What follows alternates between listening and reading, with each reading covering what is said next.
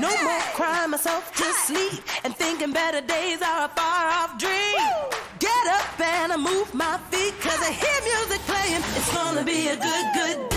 It's gonna be a good, good day. Good, good day.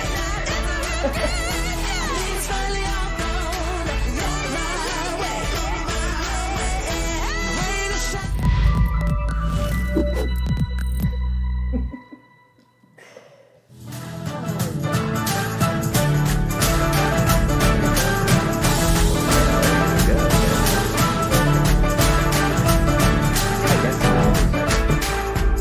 All right, good morning, good morning. Shana was just getting some notifications. Apparently it's Catherine's birthday today. That's our niece. Yes, it is. My youngest sister, Lisa, sometimes known as Lisa Marie. So it's her daughter's birthday, her youngest daughter. So happy birthday to Catherine today. And Catherine has the opportunity, I guess, to come out to the Rockin' A Ranch today. And this is a reminder for everybody. So go ahead and tell them a little bit about it. Tonight is our agent dinner. We're going to have brisket chili. I'm about to get it in the slow cooker. And bring your kids. This will be, I don't know how many more opportunities we're going to have with nice weather to be able to do this outdoors. So bring your kids, let them run around, blow off some energy, and be ready for chili. And for you who So what time? 6:30. Or a little earlier if they want, because kids and whatever, and That's sunset fine. and Whatever so you want to do. I'm cool with earlier. Yeah, if it you doesn't want to matter. come I'll be there. earlier, 6, we're going to be there. So it's totally fine.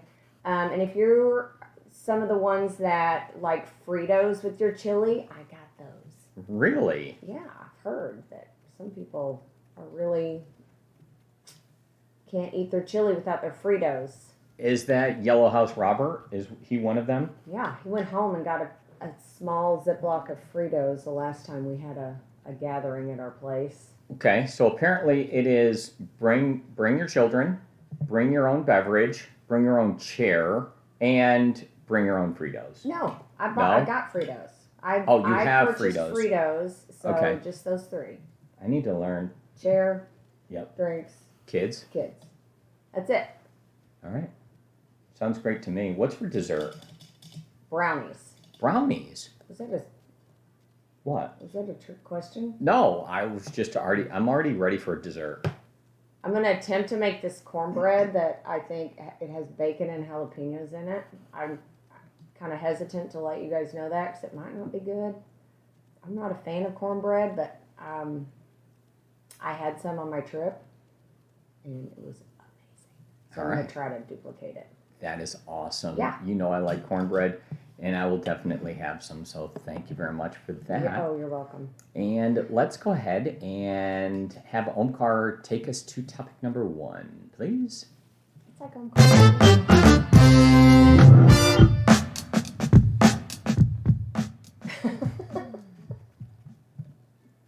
All right, off we go to topic number 1 today. That is notary options. So yesterday we had discussed that there's several items that you do need to have notarized, right? Yep. What's the top item to have notarized? T47.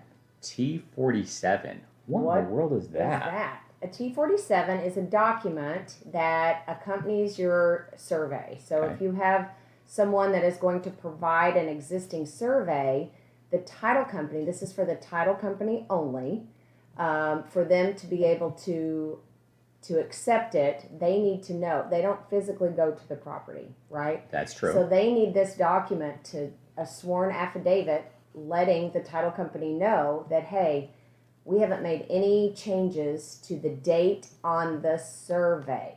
It's the date on the survey. Till now. Till now. Okay. Right. And if they know of any changes, then they, maybe they purchased it for cash and didn't need an updated survey, and a pool was installed. So what we want to do is make sure that, anything that's different from the date on that survey, and it's in the little seal, the date of the survey, that it's disclosed, because that's going to, the title company is going to take that information and provide title insurance based on that. So it's very important. All right, so let me ask a couple of questions and see if they are covered under the T47 and like kind of Okay. what's a change. So we painted. Right. Is that a It's problem? structural changes. Structural changes, okay. Adding Permanent structural permanent changes. structural So if you changes. just go out and you put a pergola up in your backyard, Okay, right? And pergola. yeah, and it can be removed. That's not it. That wouldn't qualify. Okay. If you extend your patio and it's permanent concrete in your backyard, that would qualify. As a permanent modification, meaning that you can no longer use your existing survey from years ago till now, correct? You can use it, but it's not up to date. So, sometimes if it's something minor, they will go ahead and accept it because they know what the change was and not require you to get a new one. But sometimes they do. It just depends. Okay. I think age of the survey, what the change was, and sometimes the lenders require something different as well. So. All right, but I guess back to our topic here that we're kind of discussing is actually notaries and where you can get that completed. Yeah. Okay. So first option for notaries is you can go to the title company, right? You can go to the title company. We have to remember that title companies still, some of them are open and some of them are not. So you might need to make an appointment if that's something you're wanting to do. But they will typically do it at no charge, which is the best option. So most likely it would be best if you went to the title company that's actually closing you, right? Yes, that. Or maybe one of their branches or something like that. Oh, yeah. That would be okay. If you just go into a random title company, most honestly, people in the title business are kind of nice. They are. I know Republic has been really good about. I used to take stuff to Sherry all the time, and she would just do it. I mean, she's not there anymore, but they still do it. Okay. They're really good. So if you needed a favor, you could go to another title company and just kind of like, hey, I know I'm not right, but in general, there's notaries there and they're really nice people. I mean, you don't want to take advantage of. No, but it's that once and it's situation, a favor, kind of is what because it they're is. all notaries. All those escrow officers are notaries. So. There'll most likely be somebody there. Second option number 2, would be to go to any one of your Pack and Mail's, UPS store, FedEx stores. Those are going to have a cost associated with them, but they're most likely going to be close to you. They probably are going to have options where they're open on Saturday. So that might help you out in different cases where they could do something for you when, the other times you're not available. So if you have a person needing something on the weekend, that's probably one of your options. I've seen average cost for that ranging $5 to $10. Sometimes appointments required with COVID, sometimes, but there's basically always somebody at one of those that is a notary. It is a charge, but it's an option, and an extended option, and maybe it's closer to you, right? So your time has a value, and maybe that's one that it's like, oh yeah, totally. Rather than driving across town, let's just go ahead and do this. Yep. And option number 3, we are going to go ahead and show off the first link today and show the web page here for Frisco Notary. And FriscoNotary.com is an option that we can go ahead and utilize. And they would be a local service. And this is one example of a mobile notary that you can schedule with, that they will come to you, okay? And you pay them a cost so that you can go ahead and get this completed for you. There's a whole lot of options that they will do in Notarize, but they are a professional, on-site notary service that comes directly to you. There's a cost, and I was looking at this cost, and I was kind of like, actually, it's very, very affordable. So they have a travel cost, and I guess it depends on exactly where you are, right? This is one example, but the service for your time and based on where you are, maybe this is the best option. You can't leave, and one of those items, totally go ahead and utilize this. And I believe that, and we don't know this for a fact if they do it or not, but I have heard recently, and with COVID, that they're somehow doing this over DocuSign or something. I don't know how they're. Yeah, there's an online option for them to notarize something online where they physically don't come to you. Yeah. And that's, I don't know. I don't know. It is an option. It's there. There's the booking services that you can go ahead and do in their hours and whatever. Yeah. But there is an option for online. Client, and they don't, they're trying to limit their exposure, then that is an option. You just need to double check. So you have several options for notary. We talked about that yesterday, and I thought it was wise to kind of jump back in and tell you exactly how, where, when, why, and how you can get that all completed. So we told you yesterday that we were notaries, and we thought we were really cool. And Mike's sister Lisa Marie, she did that for title companies for a while. Yeah. So she would travel all around and do mobile closings. So remember that? I do. She made a heck of a career out of it. And mobile notaries do a lot of closings. Yeah. And that's always an option. So if you want to use a mobile notary for a closing, sometimes the title company will go out themselves, or in different cases, they'll send somebody out. There's often a fee for it. And sometimes a closing is delayed a little bit when the documents come back because they have to get them all back in. I remember my sister used to buy a lot of paper because she had to go out and get copies of everything, and then she had to fax it back. I don't know why it was faxed, not email, but like it was all faxed back. Someone in Montana asked for me funding. if I had a fax. We do our fax number, so maybe we'll cover that in the summary at the end. Yeah. All right. I do want to point out something else as far as notary options go. If you have a client, which we're seeing more and more of this, have a mail out where they're going to close remotely, there is a fee to that. So I think that's something that, the title companies have been good about letting our clients know about it. But I think it's something that we also have that discussion and we know, so we can be aware of it and inform our client that, there is a small fee, but you will be charged an additional fee for doing a remote $6,000. a remote notary. Yeah, I've seen them 100, 150, 50. I mean, they're kind of all over the place. So just double check and find out what that would be. $50 to $150. Ish. Not $6,000. Okay. Very good. Are you good with ending this topic? Sure. Perfect. Let's call it a day on that one. All right.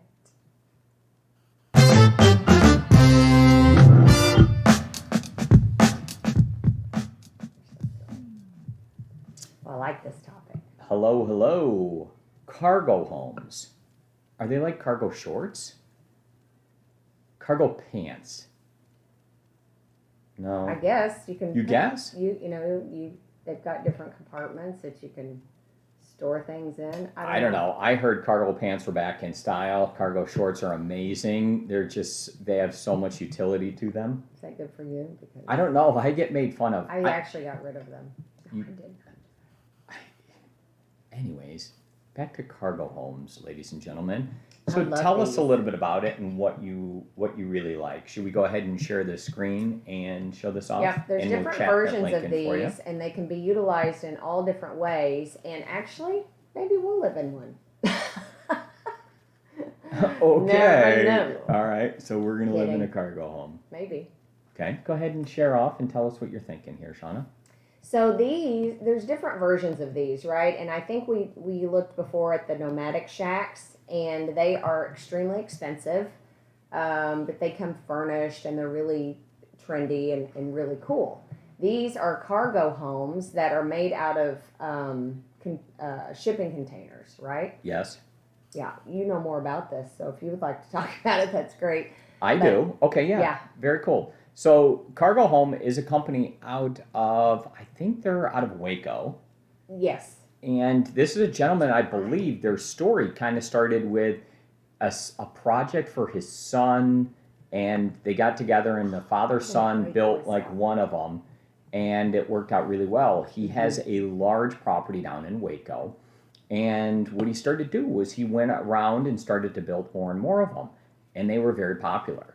And people came and stayed in them. They were old shipping containers of various sizes. I think they have a 20-foot version and a 40-foot version. They have a tall version, and so there's different All options. shapes and sizes. Yeah, of what they kind of have. But what do you utilize these for? So, if you have someone that maybe has some land and you want to, you know, you want to have a little guest quarters or something at the property, I mean, you would need to get approval by either the city or your HOA. What if you don't live in a city or an HOA? Well, it looks like you can put them all over. These are great little, Very you know, good. guest suites, or if you have you know, if you have any clients that have like a deer lease or something like that, they're great for that.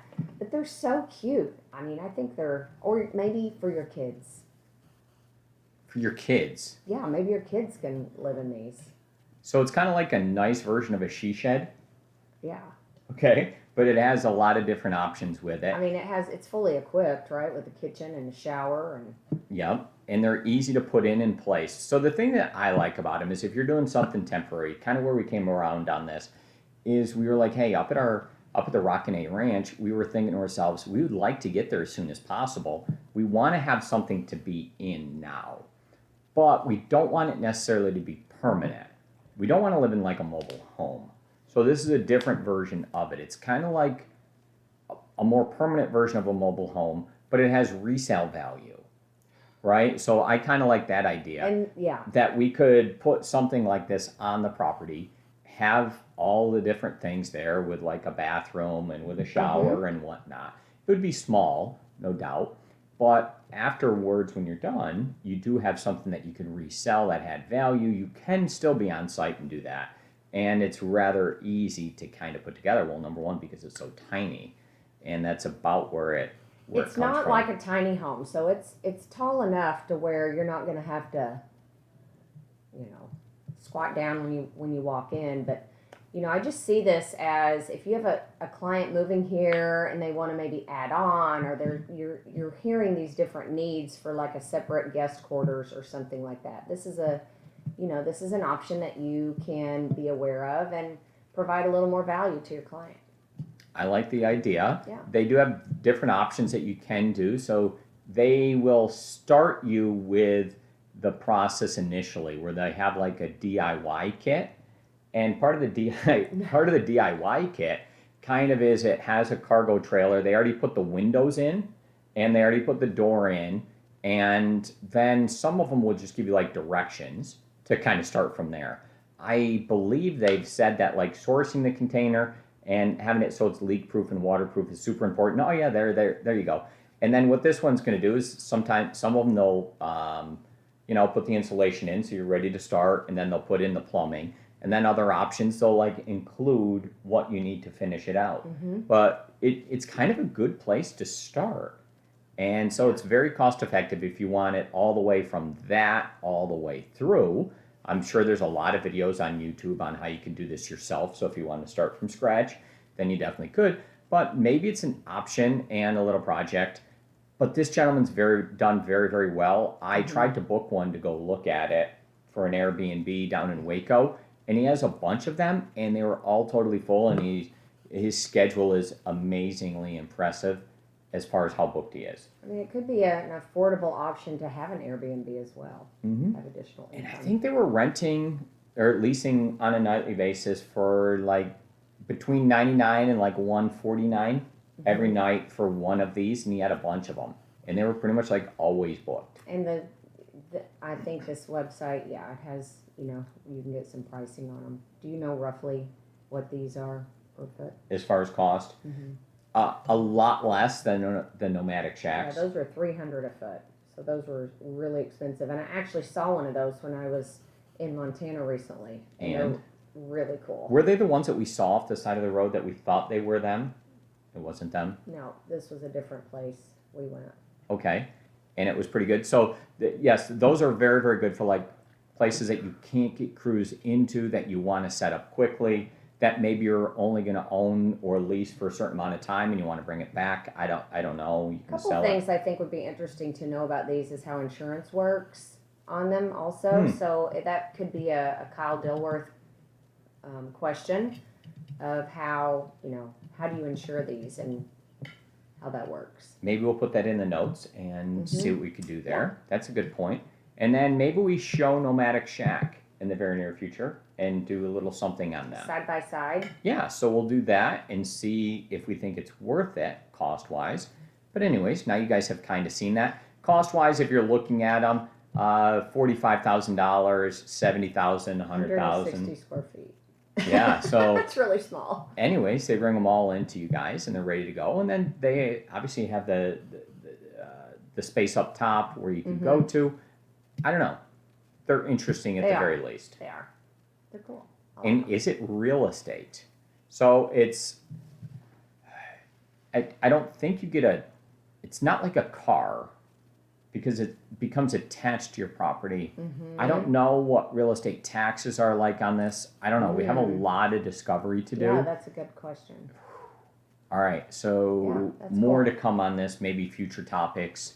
I think we're going to see evolve more and on more of this. these companies, putting these options together, and I think it is a new type of mobile home, manufactured home option. It's just different, Yeah, to say the least. So cute. It's rugged.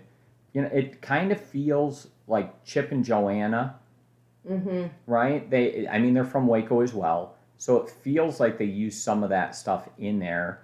And I don't know, Yeah, it's maybe very it's just trendy the and design. like farmhouse style. Yeah. The design in the farmhouse might make it feel better, but Yeah. you're still kind of in a shipping container at the end of the day. Cool.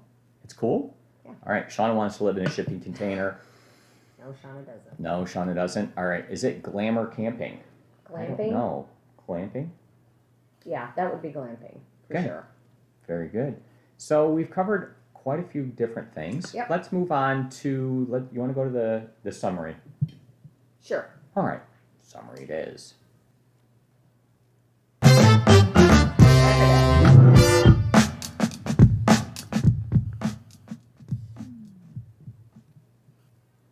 Perfect. All right, so here we are at the summary. Thank you guys for joining us. We did have a very good time today.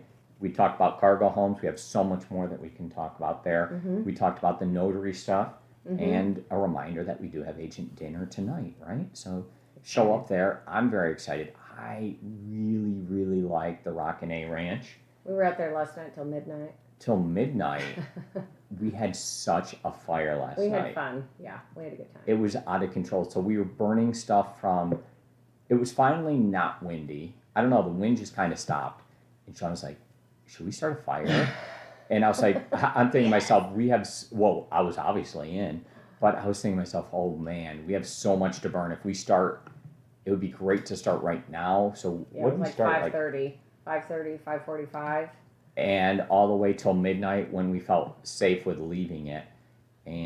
But it was amazing. I wasn't that safe. I didn't feel that safe, but I felt like we had to get out of there. The coyotes were howling and they were getting closer. Yes, they were. No. That's fake news. There are coyotes there. Yes, and they were howling. And not just like one coyote. There's a lot of coyotes. Yep. So watch your children. And I think we're good for today. See you guys later on tonight.